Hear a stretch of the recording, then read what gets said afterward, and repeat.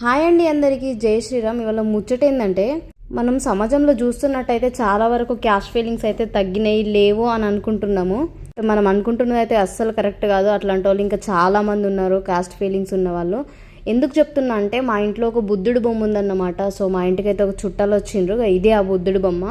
ఆ బుద్ధుడి బొమ్మను చూసి వాళ్ళు ఏమన్నారంటే, నీకేమన్నా పిచ్చా, బుద్ధుడిని ఎందుకు ఇంట్లో పెట్టుకున్నావు, బుద్ధుడు మన దేవుడు కాదు కదా, బుద్ధుడు ఎస్సీ వాళ్ళ ఎస్టీ వాళ్ళ దేవుడు కదా, మనం పూజ చేయాల్సిన అవసరం ఏంటిది అని అన్నది. బుద్ధుడు దేవుడు అని ఎవరు చెప్పిండ్రు? బుద్ధుడు దేవుడు అని బుద్ధుడే చెప్పలేదు. అందులో ఎస్సీ ఎస్టీ వాళ్ళ దేవుడు అని అయితే అసలే చెప్పలేదు.